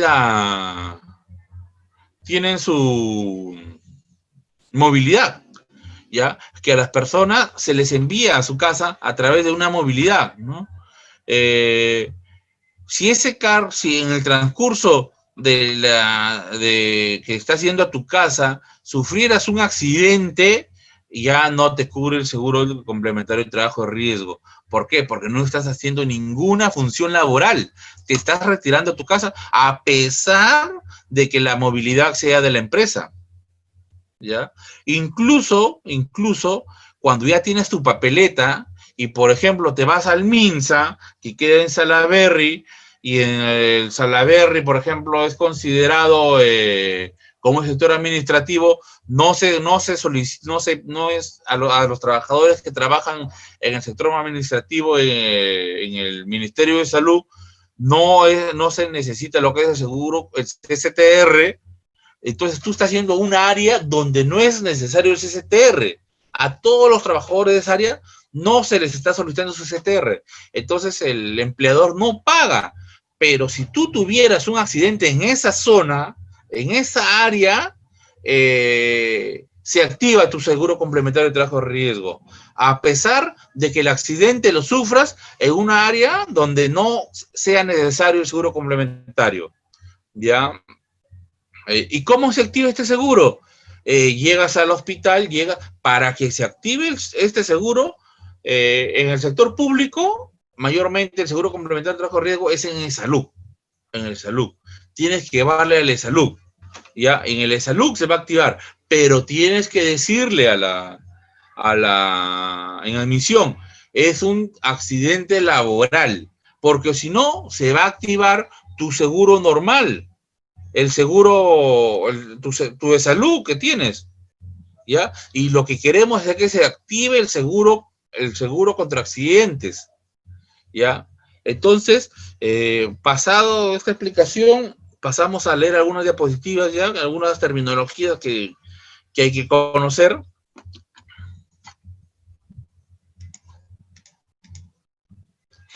¿Qué es el seguro complementario y trabajo de riesgo? Fue creada en la ley 26790, se rige bajo las normas técnicas del decreto supremo 00398 SA, otorga prestaciones económicas de invalidez, sobrevivencia, gastos de sepelio por accidentes y enfermedades profesionales a los trabajadores que realizan actividades de riesgo, a enfermedades profesionales en el sector público, en el sector, los que están en el hospital. Se aprobó que el coronavirus, el COVID-19, sea una enfermedad ocupacional. Qué importante es que sea una enfermedad ocupacional. Así como también es una enfermedad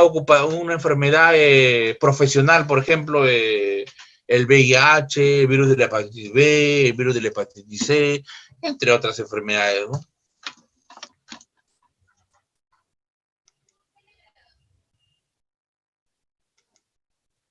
¿Cuáles son las empresas obligadas a contratar el CCTR?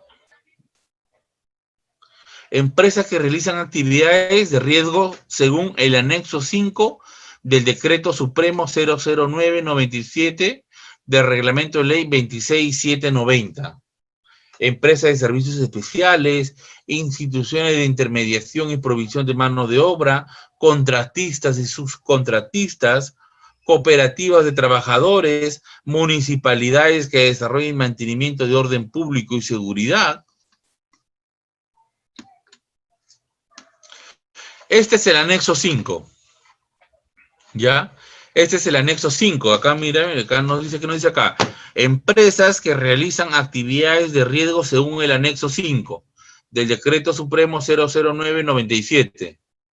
¿Ya? Acá tenemos el anexo 5. Entonces, lo tomé una captura de pantalla para visualizar lo que dice acá: servicios médicos y odontológicos, otros servicios de sanidad y veterinaria. Y miren qué dice acá, miren qué dice acá abajo. La subclasificación: fabricación de aparatos protésicos, dientes postizos, actividades de hospitales, actividades de médicos y odontológicos, otras actividades relacionadas con la salud humana, actividades veterinarias. Se dan cuenta que aquí no dice nada que si eres administrativo o si eres asistencial. El hecho de que solo trabajes en un hospital, ya es razón suficiente para que tengas tu CCTR. ¿Ya?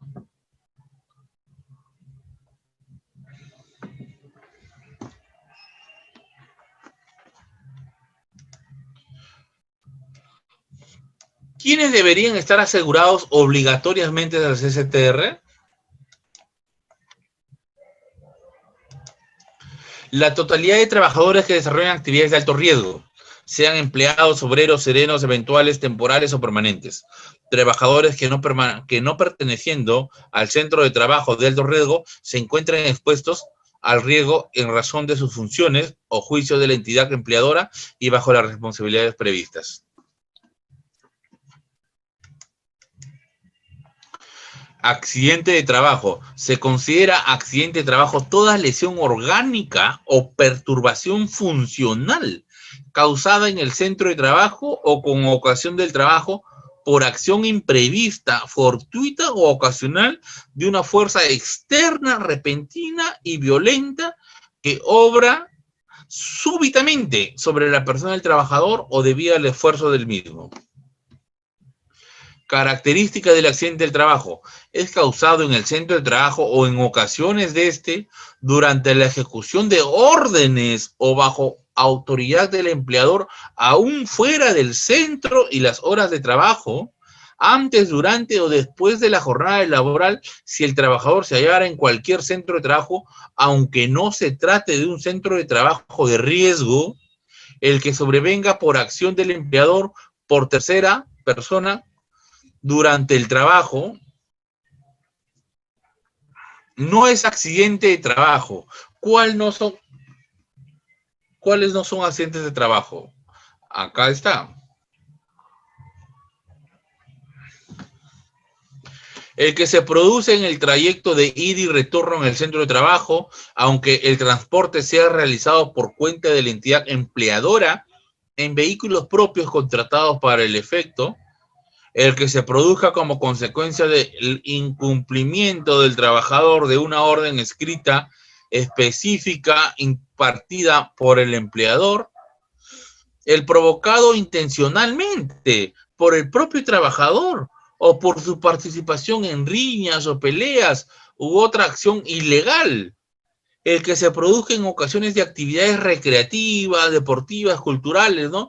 Aquí es frecuente, pues, por ejemplo, cuando se realizan los famosos campeonatos, ¿no? ¿Qué es el campeonato? Una fractura de hueso propio de la nariz, una luxación de muñeca, una rotura del tendón de Aquiles, fractura de la tibia y peroné, y acá lo hacen pasar como un accidente laboral. Ahora, ¿quién se encarga de investigar este accidente laboral? No es el de salud, ¿ah? No es el de salud. No es el de salud. Y el que se encarga de estudiar el accidente laboral es la empresa misma. La empresa misma, a través del área de salud ocupacional, se encarga de hacerle investigaciones del accidente laboral. Ojo, ojo, mucho cuidado, hay que tener en cuenta que los accidentes laborales es un indicador negativo para las empresas, ¿ya? No, a una empresa no le conviene reportar un accidente de trabajo. Es por eso que muchas de las veces, cuando los accidentes de trabajo ocurren en el centro de trabajo, muchas de las veces van a la salud y no lo activan el accidente de trabajo, no lo activan el CCTR. ¿Por qué? Porque es un indicador negativo. Se tiene que hacer una investigación del accidente de trabajo. Continuamos. El que sobrevenga durante permisos, licencias, vacaciones o cualquier otra forma de suspensión del contrato de trabajo, los que se produzcan en caso de guerra civil o internacional declarada o no, dentro o fuera del Perú, los que se produzcan como consecuencia del uso de sustancias alcohólicas o estupefacientes por parte del asegurado.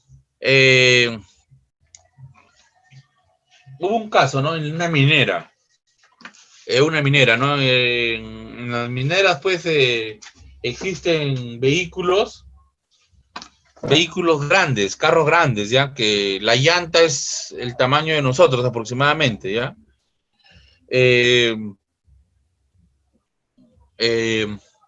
Entonces, hubo un accidente laboral, ¿no? Este carro terminó aplastando a la persona, pues al trabajador, a un trabajador que estaba por ahí caminando, ¿ya?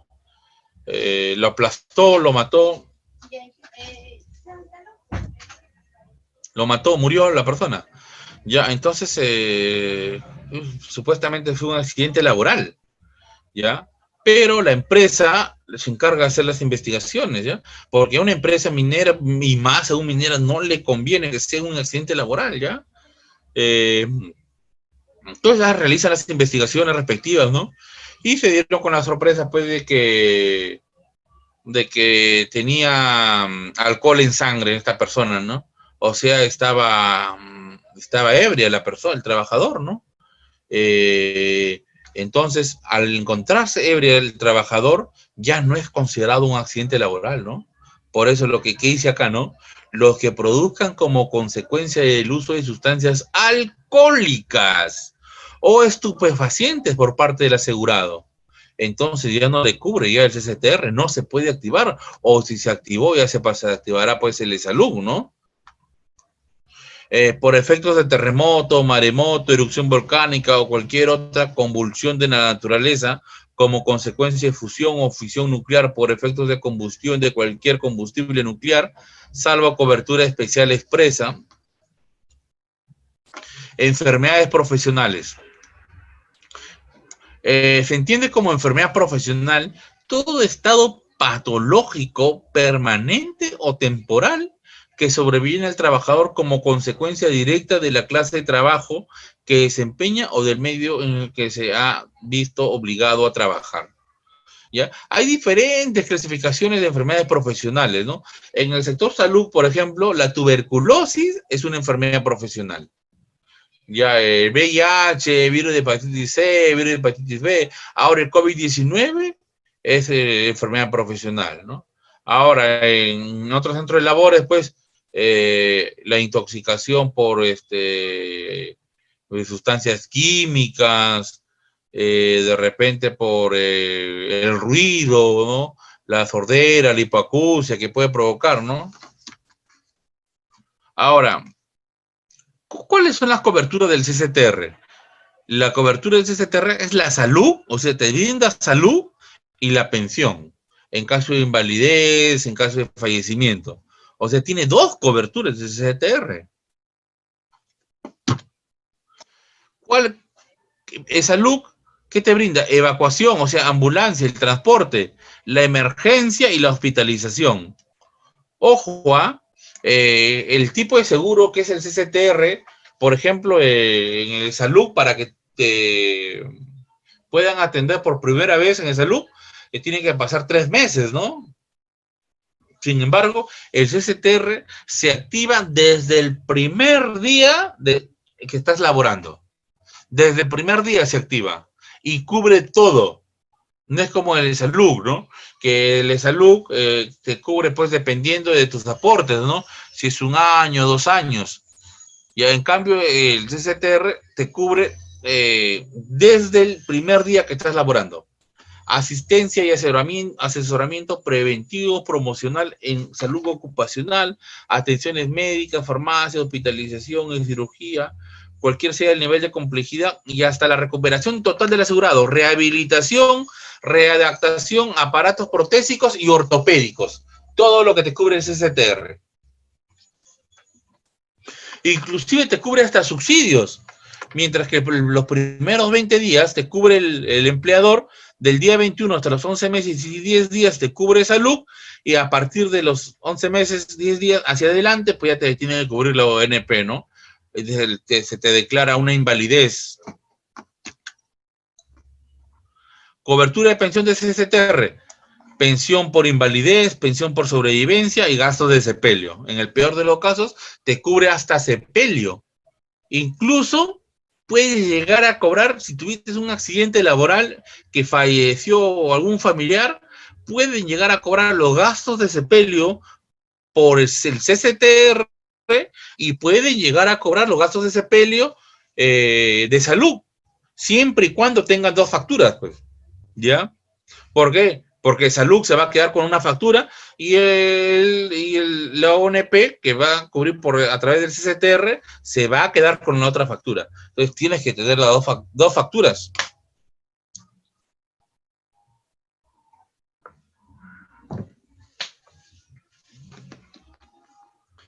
Esto de acá, algo pequeño nada más, algo pequeño, no voy a ahondar en esto, pero solamente para tener alguna idea, la pensión de invalidez, ¿ya? Se paga al asegurado como consecuencia de un accidente de trabajo y o enfermedad profesional. El pago de una pensión se indica una vez terminado el periodo de subsidio de salud.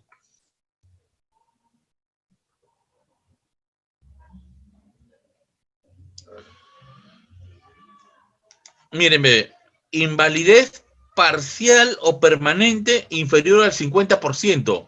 El menoscabo es igual al 20%, pero menor del 50%. ¿Ya?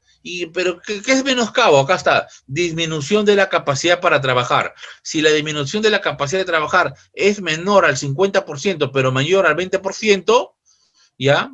La persona que todavía está viva, recibe un pago único. ¿Y cuánto es el pago único que recibe? El 70% del promedio de las remuneraciones en 12 meses. ¿Cuánto ha ganado en 12 meses? Si es en el MINSA, por ejemplo, solamente entran a tallar los 12 sueldos. Pero si es en el sector privado, entran a tallar todos los sueldos que haya tenido en en el sector privado, que puede ser de 14 a 16 sueldos, ¿no? Por 24. Y esta recibe como pago único el trabajador. Pero ¿qué pasa si la invalidez parcial permanente es superior al 50%, pero menor al 66%? Ya a las 2/3 partes. Recibe el 50% de la remuneración, ya el 50% de su remuneración. Pero esto es permanente, de por vida. Y la invalidez total permanente mayor al 66.7%, recibe el 70% de la remuneración. El 70% de la remuneración de por vida. Y si el menoscabo es al 100%, o sea, la persona no puede hacer nada, no puede trabajar, invalidez total, la persona recibe el 100% de su remuneración. Qué importante es tener un CCTR, ¿no se dan cuenta?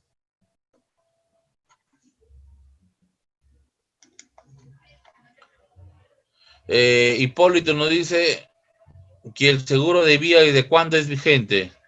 Bueno, el seguro de vida, más que seguro de vida, es la pensión, ¿ya? Que es por invalidez o de repente por defunción, que puedes dejar el seguro que puedes dejar de repente a tu esposa o conviviente, a tus hijos. Es un porcentaje que para cada uno de las personas. Inclusive si es que tuvieras hijos en 2 familias, se reparten aproximadamente el 15%, si no me recuerdo, para cada hijo. Si es que supera el 100%, se reparten entre todos los hijos y se dividen de manera equitativa. O sea, el hijo va a recibir menos cantidad, ¿no? Pero ese es otro tema, por favor, ya, ese es otro tema, ya. No nos salgamos del tema y eso ya es invalidez, ya solamente estamos viendo lo que es la salud ocupacional relacionada a lo que es accidentes de trabajo, ya. ¿Cuáles son las exclusiones? Dentro del riesgo de los asegurados, las exclusiones de cobertura pueden pactarse. Invalidez configurada ante el inicio de la vigencia del seguro. De repente la invalidez fue antes de la vigencia del seguro.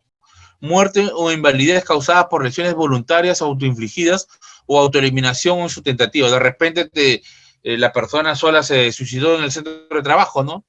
La muerte o invalidez de los trabajadores asegurables que no hubieran sido declarados por el contratante. La muerte del asegurado producida mientras el asegurado se encuentra gozando del subsidio de incapacidad temporal a cargo de salud por causas distintas de accidentes de trabajo o enfermedad profesional.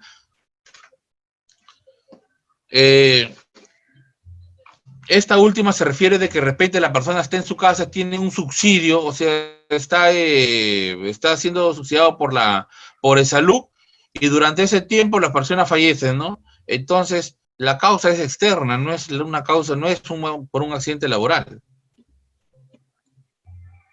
Ya, esta es pues, la pensión de sobrevida, ¿no? Lo que les decía, ¿no? Para el cónyuge, ¿cuánto, no? El 42%, por ejemplo, ¿no? El 42%. Ahora, si solamente tiene cónyuge o conviviente, pero si el cónyuge tiene hijos, ya, el cónyuge se lleva el 35% y los hijos cada uno un 15%. Vamos a pasar a esta diapositiva. Ya, definiciones, algunas definiciones, ¿ya? Definiciones de seguridad y salud. Seguridad, acciones y actividades que permiten al trabajador laborar en actividades de no agresión, tanto en ambientales como personales, para preservar la salud y conservar los recursos humanos y materiales. Y salud, derecho fundamental que supone un estado de bienestar físico, mental y social. ¿Ya? Decreto Supremo 005-2012, Reglamento Ley 26783. Definiciones de seguridad y salud ocupacional según ISO 45001.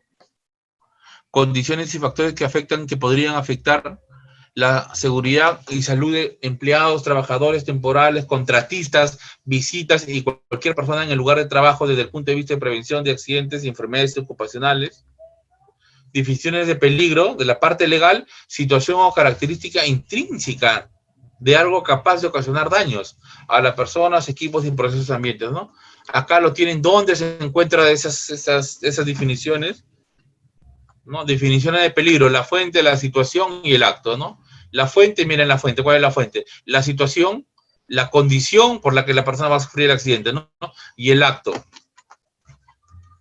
Definiciones, seguimos, accidentes de trabajo, según el Decreto Supremo 005-2012, Reglamento Ley del 29.783, suceso repentino que sobrevenga por causa o coacción de trabajo que produzca una lesión orgánica, perturbación funcional, invalidez o muerte, o que se produce durante la ejecución de órdenes del empleador o bajo su autoridad o fuera de su lugar y hora de trabajo, ¿ya?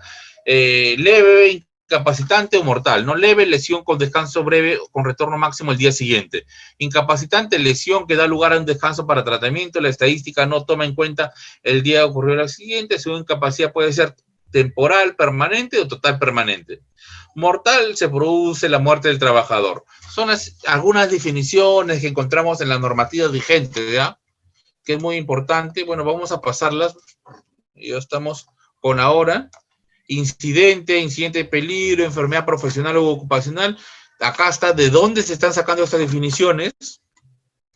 El incidente y el accidente, ¿no? El incidente es, como dicen, ¿no? Me salvé, ¿no? Fue un susto. El accidente, sí, definitivamente sufriste, es un accidente, ¿no? La clasificación de peligro físico, ¿no? Ruido, vibraciones, químico, polvo, biológico, virus, ergonómico, diseño de puestos, manipuleo de cargas, movimientos repetitivos. Ya ustedes lo terminan de leer. Con la Constitución Política del Perú, mira, el que se promulga el 30 de diciembre de 1993, ¿qué dice? El Estado estimula la creación de la riqueza y garantiza la libertad del trabajo y la libertad de la empresa, comercio e industria. El ejercicio de estas libertades no deben de ser lesivo a la moral ni a la salud. La Ley General de la Salud, ¿qué dice? Mire, en el artículo 100. Quienes conduzcan o administren actividades de extracción y producción, transporte y comercio de bienes y servicios, cualquiera de estos, tienen la obligación de adoptar las medidas necesarias para garantizar la promoción de la salud y la seguridad de los trabajadores y de las terceras personas en sus instalaciones o ambientes de trabajo. Artículo 101. Las condiciones de higiene, según la Ley General de la Salud, ¿ya? La ley 26790, la ley de modernización de seguridad y salud en el trabajo, reglamento de la ley de la modernización de la seguridad social, el seguro complementario de trabajo de riesgo, otorga cobertura adicional por accidentes de trabajo y enfermedades profesionales a los afiliados regulares del Seguro Social de Salud. Es obligatorio y por cuenta de las entidades empleadoras que desarrollan actividades de alto riesgo señaladas en el anexo 5. El CCTR otorga coberturas por accidente de trabajo y enfermedades profesionales a los trabajadores empleados y obreros que tienen la calidad de afiliados regulares del Seguro Social, labora en un centro de trabajo en el que la entidad empleadora realiza actividades descritas en el anexo 5 del Decreto Supremo 00997. Esta la pasamos. Primeros auxilios en la ley 29783, el reglamento de la ley 29783, ley de seguridad y salud en el trabajo, contempla los primeros auxilios como la responsabilidad del Comité o Supervisor de Seguridad y Salud en el Trabajo y del Sistema de Gestión de la Seguridad y Salud en el Trabajo. El Comité o Supervisor de Seguridad y Salud en el Trabajo tiene la responsabilidad de colaborar con los servicios médicos y de primeros auxilios, sean en forma de capacitación constante al personal en el horario de trabajo o promoviendo la participación de trabajadores de la asistencia de salud inmediata en caso de accidentes, ¿no? En la ley 29783, en el artículo 36, servicios de seguridad y salud en el trabajo, que dice, todo empleador organiza un servicio de seguridad y salud en el trabajo, propio común a varios empleadores, cuya finalidad es esencialmente preventiva, ¿no? Y acá, en el punto J, dice organización de los primeros auxilios y de la atención de urgencia. Ya, esa es la parte de la normativa, ¿ya? En cuanto a los accidentes laborales, salud ocupacional. Bueno, pues, hemos terminado el curso. Hemos tratado de ver los puntos más exactos, en términos coloquiales, para que me puedan entender, ya que hay personal de salud y también hay personal que no es de salud. La normativa, se hemos visto algunas definiciones y en qué decreto, en qué ley están las normativas, ¿no?